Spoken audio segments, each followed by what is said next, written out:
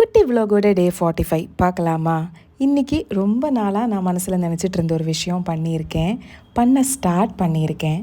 இன்றைக்கி ஆடிப்பிறப்பு. எங்கள் ஊரில் கர்க்கிடக மாதம் அப்படின்னு சொல்லுவோம்.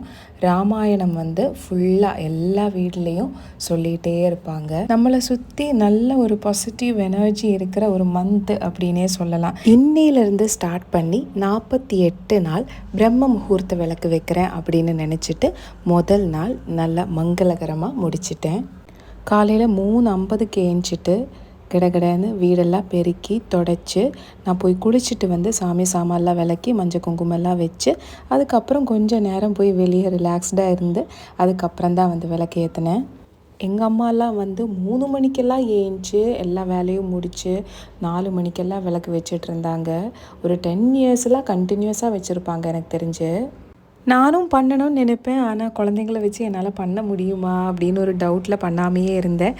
கண்டிப்பாக இந்த வாட்டி பண்ண முடியும் அப்படின்ற நம்பிக்கையில் நான் ஸ்டார்ட் பண்ணியிருக்கேன். பூஜை வேலைலாம் முடிஞ்சு இன்றைக்கி மார்னிங் டிஃபனுக்கு தோசை ஊற்றி தக்காளி சட்னி தான் பண்ணியிருந்தேன். மத்தியானத்துக்கு முருங்கைக்கீரை குழம்பு செஞ்சுருந்தேன். எப்பயும் மாதிரி தான் முக்கால்வாசி வேலை முடிஞ்சதுன்னா விபாவை தூக்கிட்டு போய் வெளியே சேர் போட்டிருப்போம், அங்கே கொண்டு போய் உட்கார வச்சுடுவோம். அப்போ தான் அவள் கொஞ்சம் தெளிவாவா.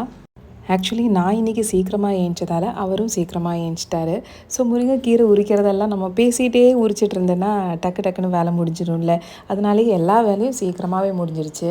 எனக்கு பேசுறதுனா ரொம்ப பிடிக்கும்.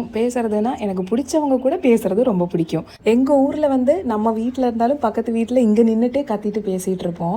இங்கெல்லாம் பக்கத்து வீட்டில் யார் இருக்குன்னு கூட நம்மளுக்கு தெரியாது. வேலையெல்லாம் இன்றைக்கி சீக்கிரமாக ஏஞ்சதால் சீக்கிரமாகவே முடிஞ்சிடுச்சு. ஆக்சுவலி இன்றைக்கி நான் பிரம்ம முகூர்த்த விளக்கு வைக்கணுமா வேண்டாமான்னு நிறைய யோசிச்சுட்டே தான் இருந்தேன். ஒரு டிசிஷனுக்கு வரவே இல்லை கடைசி வரைக்கும். ஆனால் பார்த்தா நான் ஒன்று மனசில் நினச்சேன், இந்த மாதிரி இந்த வாரத்தில் நான் கோயிலுக்கு என்னை கூட்டிகிட்டு போகிற மாதிரி இருந்தால் கண்டிப்பாக நான் இந்த மந்த்து ஸ்டார்ட் பண்ணுவேன் அப்படின்னு சொல்லிட்டு கோயிலுக்குள்ளே நான் என்ட்ரானால் கண்டிப்பாக இந்த மந்த் வைக்கணும் அப்படின்னு நினச்சிருந்தேன். ஏன்னா நான் எல்லா வாரத்துலேயும் சொல்லிகிட்டே இருப்பேன், 4 பேரும் சேர்ந்து வாரத்தில் ஒரு நாளாச்சும் கோயிலுக்கு போகலாம் அப்படின்னு சொல்லிட்டு இன்னி வரைக்கும் கூட்டிகிட்டு போனதில்லை. இந்த வாரமும் அதே மாதிரி கூட்டிகிட்டு போகல.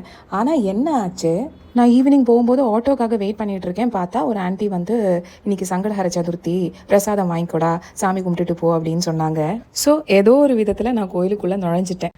உங்களுக்கும் இந்த மாதிரிலாம் ஏதாவது நடந்திருந்துன்னா கண்டிப்பாக கமெண்ட்டில் சொல்லுங்கள். இன்றைக்கி குட்டி விலாக் இப்படியே முடிக்கிறோம். வாழ்க வளமுடன்.